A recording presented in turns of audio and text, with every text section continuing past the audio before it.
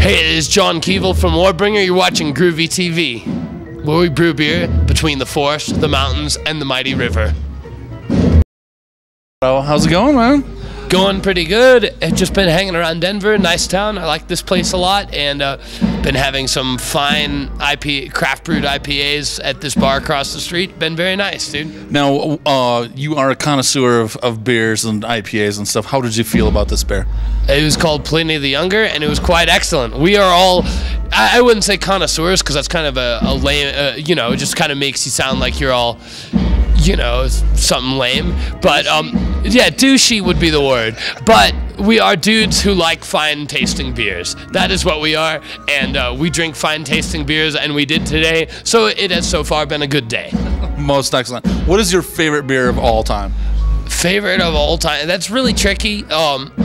There's a lot that I really like. I like a lot of, I don't know, I've enjoyed a lot of like the Bavarian Hefeweiss I have, the like Dunkelweiss that we have down there, and but I'd say like Stone IPA is a good solid choice for like Stone from Escondido near San Diego. Stone IPA is like pretty perfect as far as that style of beer goes. And this one I had today, Pliny the Younger, was like super fancy. It was like $8 for a glass, but I had to try it, and it was really bitter, but then like smooth at the end. So that's exactly what I like. I believe you said something like it rapes you at first, then holds you later. Yeah, it rapes you with hops and bitterness, and then like has a smooth and refreshing finish. So I did really enjoy that, because that is an example of fine brewmanship. So you do get to cuddle at the end, which is always good. Well, you know, you can't just get like raped and then left there in the alley. You can't. It doesn't work that way. That's not good. No one likes that. That's what Steel Reserve does. Steel Reserve just like it doesn't have good, you know.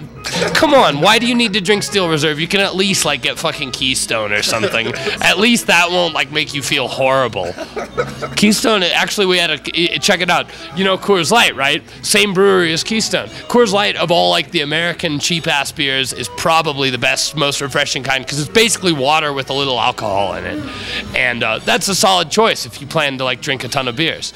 So, but Keystone is basically the same thing with like 0.2 higher alcohol percentage. And actually, we did the Keystone to Coors challenge, where we poured both of them in a glass, and like 3 out of 4 people who drink Coors pretty regularly were not able to tell the difference. Wow. It's the same brewery. It's just like, I think Keystone's literally like the bottom of the Coors barrel. They make that into Keystone.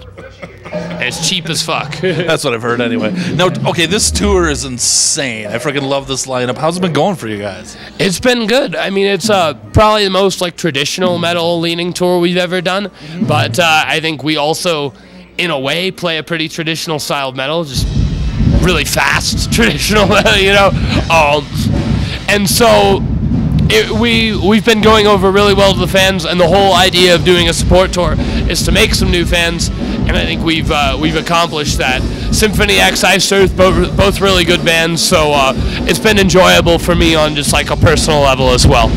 That's badass. Now, what's been the craziest city for you guys so far? The craziest city probably was like Mexico City, I'd say, because I remember we show up to the show beforehand, and they have this tier, like, here's the stage, right? And they have these tiered concrete stairs, each one like about 3-4 feet.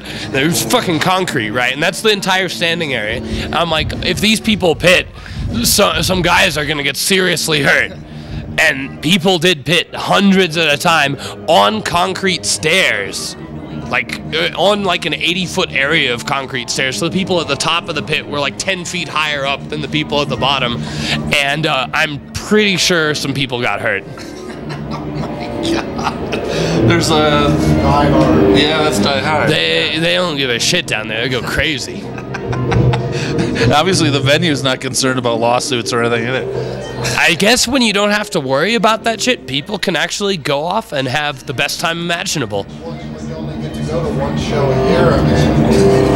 I mean, I'm sure there's more shows than that, but balls, you know, yeah. Take a year to heal, and then the next show. Yeah. Pretty much, I guess, man. So because of that show, I'm looking forward to going back down there. We had a killer response, and they were really into a lot of shows we did in Southeast Asia, like the Thailand one was particularly memorable. We were the only band on the bill. It was the same day that there's actually some riots in the city, and the government did a crackdown. Like 60 to 70 people were shot, and skyscrapers in the downtown area were on fire. And we flew in, 5 like white dudes flying into Thailand that same day, going like, okay, our back's gonna end up against the wall. I don't know, but our next connecting flight is from Thailand, so we better go and try to play the show, or we're stuck in Japan, And so we did, and actually the show was awesome.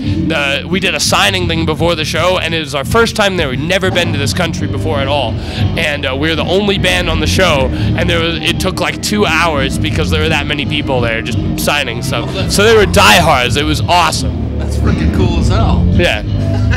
Those guys loved their metal, and it was our pleasure to get to go and play some metal for them. They were awesome crowd. Nice. Now the new album, I freaking love it. If you don't have it, you gotta fucking get it. It's freaking amazing. I love it. So, what's been the response on it so far? It's been a really solid response. I think a lot of people most of the band regards it as their strongest album to date, and I feel I think so because I think like I personally did my best work on it. Right.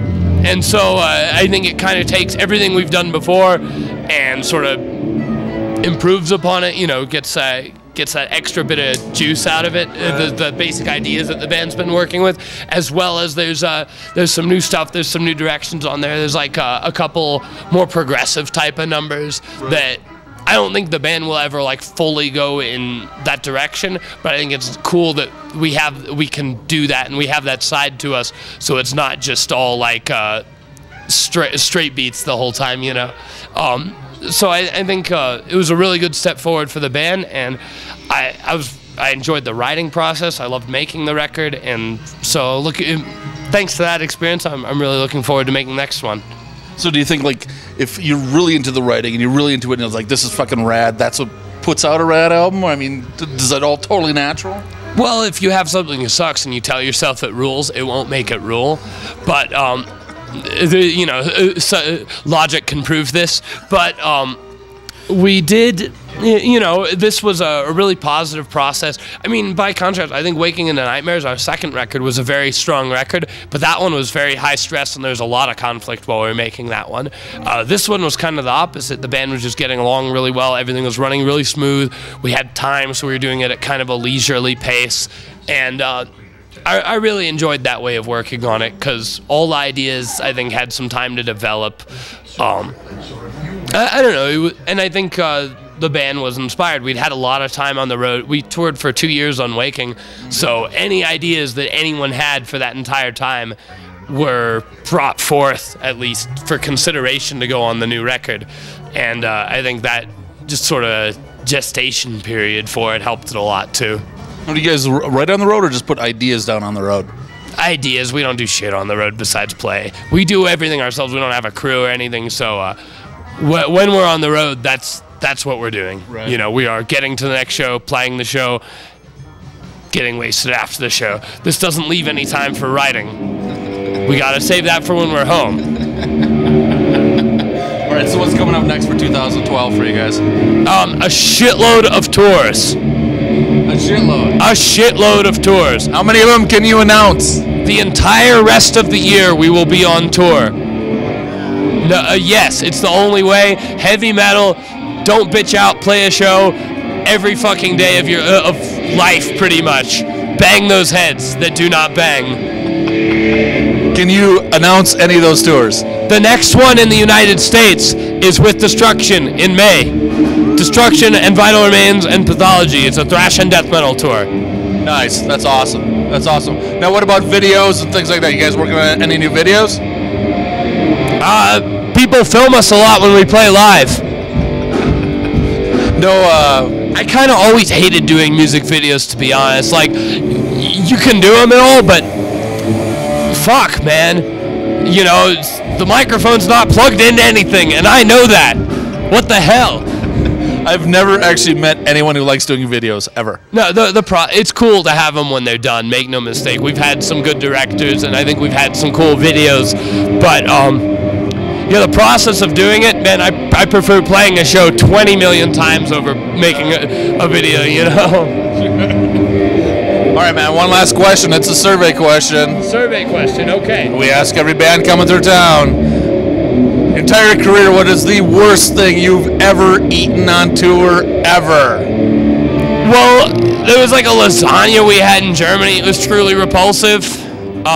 Sometimes like when like Europeans try to make Mexican food, it just comes out, because like a lot of European nations are just like pretty bitchy when it comes about to their spiciness, and so like you'll have like the salsa that's like more sweet and it's like sugary ketchup, and you're like, what the fuck is this? I'm from California. I know what Mexican food tastes like. You need like fires from hell in it and beans, goddammit.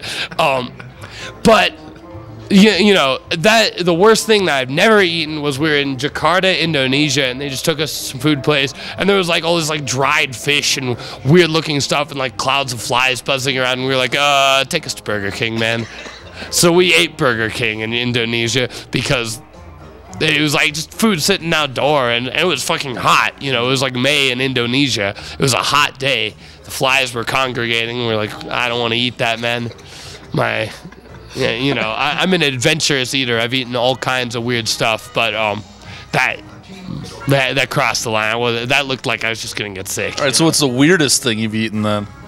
Weirdest thing? Well, I don't know. In Thailand, we had some strange stuff. You know, we're just like, they bring the fish out, and it's like a fish, and you gotta like peel the skin off it, and then you can start getting at it. That's always kind of cool. And they have the soup there. It was just a soup. I didn't know what it was. You dip your spoon, and there's like a whole crawfish coming up, and the eyes like submerge out from the depths of the soup, and it's just like, hello, you know, I'm an insectoid-looking aquatic creature, and you're gonna eat me right now. And so I did. You know, it was tasty. I love crawfish, but you know, just like seeing one surprise attack you out of your soup, I literally like spooned in my soup, and when it came out, I jumped. You know, I was like, whoa! That's awesome. Yeah, I liked that one. That was cool. And we had snails in Spain once, and it was our old guitar player Adam. And what he did was he ordered the full snail entree, and it wasn't just like a few snails, it was like 100 fucking snails, like with the shells on and a butter and garlic dipping sauce. And so everyone tried them. I ate like 3. They're actually quite tasty, but the only weird thing is like you kind of imagine they're chewy, right? It's just like a butter garlic taste on like a chewy thing, but you know, you kind of then imagine like a snail just going down your throat and everything, and you're like, that's kind of weird, man. So I only ate like 3 of them, and I was like, I know what snails are. They were good, but just the fact that they are snails. Right on. Well, let's go drink some beers. That's the plan, pretty much. I actually probably gotta go on a mild hiatus till we play the show, and then. Oh yeah, you gotta play a show tonight. I forgot about that. Yeah, then it's on, pretty much. That's the idea. Then we're throwing down. Oh yeah. So we'll see you guys out there in the various kingdoms of heavy metals. Absolutely. Which include plutonium and uranium and other such elements. There's something pretty good, dude. I saw on the interwebs, it was just like a multiple choice question thing, and it said, it was like clearly for a chemistry class, and it said like, name the 4 heavy metals and describe like their elemental signature, and the guy just draws the logos for Metallica, Slayer, Megadeth, and Anthrax, and and I was like, that's really good, dude. I love that. That's fucking awesome. I wish I was that cool, that I did that. Well, maybe next time, Next time I take a multiple choice chemistry test. Yeah, it's likely to happen sometime soon. One for the doctorate. He's going for the doctorate. All right. Well, thanks for the interview, Chief. Cheers. Cheers to you, sir. Right on. Rock on. All right. Go to this tour and buy the album. Worlds Torn Asunder, right?